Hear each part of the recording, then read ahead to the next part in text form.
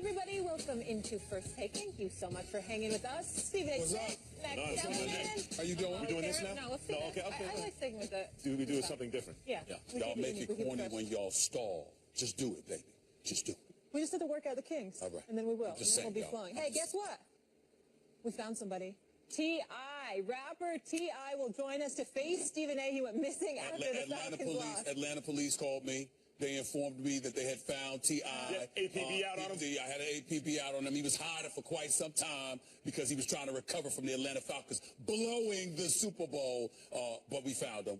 And I told them they don't have to do anything to him. Just make him come on the show. You know who else is going to be here? Yeah. Triple G. Heard the dude's pretty good. He's going to talk about his next fight and his pick in Mayweather-McGregor. Looking forward to that. But we start with Antonio Brown. The man got paid. Dinner is on him. The Steelers agreed to a 4-year, $68 million extension with Brown, according to our Adam Schefter, making the Facebook Live star the highest paid wide receiver based on yearly salary in the NFL at $18.5 million per year for the next 3 years. The next four highest paid wideouts are A.J. Green at $15.9 million, Julio Jones at $15.7 million, Dez Bryant $15 million, and Demaryius Thomas $14.5 million. Max, does he deserve to be the highest paid wideout in the NFL? Deserve's got nothing to do with it, as Clint Eastwood said in Unforgiven. Deserve's got nothing to do with it. The most talented guy who's up latest, whoever's contract is up now, sets the market. Here's the thing. If we're talking about deserve based on their play, Julio Jones deserves to be the highest paid, then Antonio Brown. So you might be sitting there going, oh, okay, so Antonio Brown's overpaid. But in fact, Stephen A., as we know, in guaranteed money, Julio Jones is the highest paid, $47 million guaranteed. Antonio Brown only has $19 million guaranteed. He's the 16th highest paid in guaranteed money. And that's what matters. Wide out. So in fact, yes, he deserves to be top two, but he's not getting paid like that. The Steelers got a steal here. I agree with you. I think he deserves a better deal. I think he deserves more, but I also think that we need to deal with reality. His behavior cost him. His behavior cost him from the standpoint that the Steelers gave every indication that while we believe in your talent and your on-field exploits, at the same time, off the field, there's a level of maturity that we need you to have. And I think that if you're Antonio Brown, even though I'm happy for him because he is getting paid and he does deserve this money, and it certainly is going to be more than he was getting, and this is something that he was looking forward to, there is no question about it. At the same time, I would like everybody to take things into consideration. This is Antonio Brown the last 4 years. 110 receptions, 1,499 yards. 129 receptions, 1,698 yards. 136 receptions, 1,834 yards. 106 receptions, 1,284 yards. When you consider those numbers, and then you take into account the guaranteed dollars that Max just elocuted to our national audience, you have to step back. If you are a football player and you got a modicum of sense in that thick head of yours, you've got to step back and say, wait a minute, this brother flat out balled. And look at where he's at. 16th highest in guaranteed dollars. He probably deserves more than that. I don't think there's any question about it. Rooney said, we'll take care of you because we appreciate your body of work. Because remember, he still had 1 year left on his deal after this season. He was going to be back next year anyway. But the point is, what they were saying is this. Even though your talents are what they are, there's a behavioral issue in our mind. Let's make sure we guard that. Let's make sure that Big Ben Roethlisberger and others are not looking at you and saying, we want him on the team, we appreciate his talents, but we're concerned about his behavior. Let's make sure our coach, Mike Tomlin, who's in competition committees as we speak right now, isn't sitting back and saying, you basically threw me under the bus. You basically betrayed me and betrayed your teammates. Those kind of things can't happen. And if you have these numbers alone with the Steelers' success, because they've been in the playoffs 3 out of those last 4 years, to have those numbers and to still be 16th highest in guaranteed dollars says, excuse me, we're not just judging you by your on-field exploits. And that's something NFL players should pay attention to. Also his age. He got a little bit of a slow start in his career compared to some other elite wideouts like an Odell Beckham Jr. or someone like that. And as a result, they were able to procrastinate, kick the can down. 28, though. Yeah, well, right, but 28. But look at the other guys who signed recently. Dez was 26. AJ was 27. Demaryius was 27. They're all a little bit younger than him. That contributes. And then you think about the off-field behavior. Stephen A., that actually helped the Steelers. Because when you think about it, it didn't affect Antonio Brown's play at all. He gave them the same chance to win that he always gives them.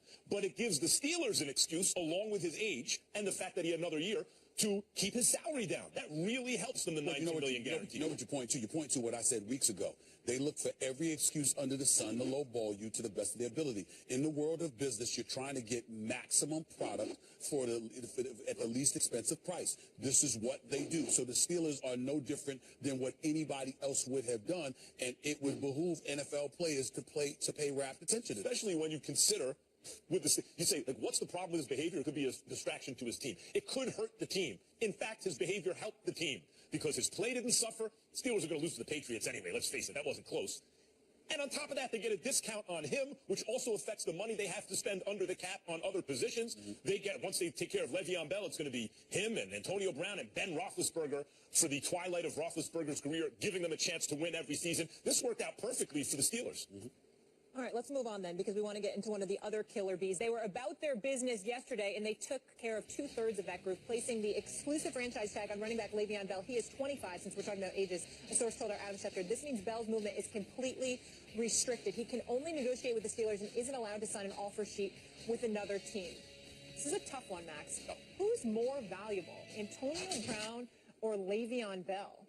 The answer is Le'Veon Bell. But you're right, it's a tough one. Because this team with those three skills positions, Ben Roethlisberger at quarterback, of course, Antonio Brown, you heard Stephen A. go over his numbers, like a Jerry Rice-like prime so far, and who knows how much longer he has to go. He can just keep adding to that. And Le'Veon Bell. Le'Veon Bell runs, of course, he's an elite running back, catches where they line him up all over the place. They put him on the outside in the slot, whatever, just like a wideout, and blocks. And he does all of them really, really well. So the threat of him enables play action, and the reality of him allows you to control the clock. It's not that Antonio Brown's not great. Stephen A. will get into that. But if you're forcing me to choose the most important player on the team, who's not Ben Roethlisberger, and even sometimes who is Ben Roethlisberger, the answer is Le'Veon Bell, who, by the way, apologies to Zeke and everyone else, clearly the best running back in the game. It's not even close. It's Antonio Brown. And I'm going to repeat myself. It's not even close. You are so wrong about this. Let me count the ways. Number one, Le'Veon Bell's missed 14 games in the last 2 years. Antonio Brown has missed 3 in the last 4. I'm going to repeat that. Le'Veon Bell has missed 14 games in the last 2 years. Antonio Brown has missed 3 in the last 4. Second, and more importantly, who's the other wideout for the Pittsburgh Steelers that was suspended this last year? What's his name? Martavis Bryant. Because he couldn't stay off the weed. Remember him? Well, guess what? If you got him, you got a problem because, of course, you can't rely on him, right? So that's another category that elevates the importance of Antonio Brown. One's due to injury, one's due to weed, and we ain't even get to football yet. We ain't even get to the weed for the injury, Stephen A. I'm just saying, the weed, the injury, whatever, sure. Use that. Martavis should try that one. The point that I'm trying to make to you is this. If you got one receiver who's big time, but you can't trust him because he's not disciplined enough to reel himself in, hopefully that's changed. God bless him. We wish him nothing but the best. So I know as a Steelers fan I am, I'm hoping that he'll get back, clean himself up, do what he needs to do. Le'Veon Bell, skill set and all of that, still in all, you got an issue. Now you got Antonio Brown. Not only is he an elite wideout, not only is he a primary target for Big Ben Roethlisberger, but he also plays on special teams for you. That's point number 3. Point number 4. Let's get back to Le'Veon Bell. And we're not questioning the greatness of Le'Veon Bell. We know he's great. We know the brother got mad skills. That's not what we're questioning here. But if you listen to the New England Patriots, what did they say to you? They said they would rather go up against a Le'Veon Bell as opposed to the Ezekiel Elliott's of the world or Tevin Coleman and Freeman in Atlanta. Why? Because those north-south hardcore runners that come at you, sometimes they're far more difficult to contain. They're far more difficult to deal with over the body of a 60-minute game than somebody who's as patient as Le'Veon Bell, picks his spots, but isn't the most explosive dude in the world. He's unreal in terms of his talent. But at the same time, when you look at it, like AFC team, now mind you, got injured, and we understand that. It could have been a different game if it wasn't for the groin injury. I'm just simply saying his style of running isn't always conducive, as Teddy Bruschi pointed out to us, what you would prefer to go against. You might prefer to go against somebody else other than him. With Antonio Brown, he's a triple threat, and on top of it all, he has the best ability of them all, and that is availability. Okay, first of all, Le'Veon Bell's style of running, I don't know if it's conducive to this or that or north-south. It's conducive to busting your butt is what it's conducive to. You can't stop Le'Veon Bell. And part of that is because you mentioned what Antonio Brown could do in playing on special teams and he's an elite receiver. Le'Veon Bell's practically an elite receiver. Like at multiple in the slot, you can put him anywhere. And he's the running game. Now, if you want to weigh the value over the course of the season, there is no way for me to argue that one guy who's always there, in terms if you just want to put him on a scale over the course of a season, doesn't have more value than a guy who's not always there. I'm talking about when they're on the field. Who has a greater impact on the game? You just said it. If not for Le'Veon Bell's injury, maybe that entire game is different. He has an impact, and even heading into that game, we were talking about it, and it didn't come down to who's going to have a larger impact, Le'Veon Bell or Antonio Brown. That game came down to against the Patriots. I have a question. Who had a bigger impact, Ben Roethlisberger or Le'Veon Bell? Pause because I have a question. Yeah. You're saying, what kind of a game would it have been had Le'Veon Bell been there? I'll reverse it. What kind of game would it have been if Le'Veon Bell was available, but there was no Antonio Brown? Answer that question. I think that you have a greater likelihood of winning if look, they're both incredibly great. Le'Veon Bell has a greater impact on a given game than Antonio Brown, and I'm not pretending it's cut and dried. But in that game, I think Le'Veon Bell, a healthy Le'Veon Bell, was maybe more important than Ben Roethlisberger, let alone Antonio Brown. I'm saying to you, a stud wide receiver or a great running back? There you go. What would you want? I'm saying fantasize for a second. Think about those teams that don't have any running game whatsoever. Think about those teams that don't have any elite wideout whatsoever. And I'm asking you, based on what you see from Antonio Brown and Le'Veon Bell, you can sit up there and say they negate one another because both are equally important. But then I bring into account Antonio Brown and special teams. And then all of a sudden, that changes the game. I take into account the assistance he provides to somebody like a Big Ben Roethlisberger who needs a target other than a running back to run the football. Well, except that it's a little bit misleading in the modern NFL, particularly with a guy like Le'Veon Bell, because when you say who'd you rather have, a great wideout or a great running back, Le'Veon Bell is both a running back and a receiver. He's technically a receiver. Different kind of receiver. Okay, fine, but they still line him up. They line him up all over the place. So he is catching the ball. The very point that you point to, the Patriots would rather face a guy like that than a more of a north-south runner, indicates his versatility. And in terms of protecting the quarterback, he blocks. Like, Le'Veon Bell is a complete player. You can't be a more complete player at that position. And given the fact that it is a passing league, counterintuitively, it actually places more importance on an elite running back because you have Ben Roethlisberger and some targets. Of course, even without Antonio Brown, though it's a huge hit, you're still going to throw the ball. You're still going to move the chains that way. Can you run the ball? The stat is, after a certain number of passes, no quarterback ever wins hardly, right? Can you run the ball? Can you control the clock? Can you set up play action? I've got two questions for you. First one, who are you more concerned about off the field, Bell or Brown? Me? Bell. Okay. Antonio Brown did a Facebook post. Antonio Brown, used stuff to get money on the side or whatever the case may be. Le'Veon Bell has been injured or he has been suspended. I don't think it's even close. Le'Veon Bell is 3 years younger. He is, as I mentioned, a more versatile player. And listen, if you're hurt and you're suspended, that counts against you, no question about it. But if you ask me to rank each at their position, I think Le'Veon Bell. You heard people be critical of Antonio Brown as a teammate. Right, and as a distraction, which you don't hear about Le'Veon Bell. But if you rank them at their position, I think we all agree. Julio Jones now number 1, Antonio Brown number 2. Le'Veon Bell is number 1, and there is distance between, forget about Ezekiel Elliott, Johnson, right? Like David Johnson. He is not as good as Le'Veon Bell, and he's probably better than Ezekiel Elliott, who some people are saying should be MVP. I'm just telling you right now, I look at a Derek Johnson, I look at Ezekiel Elliott. I put them in the same class as Le'Veon Bell as a runner.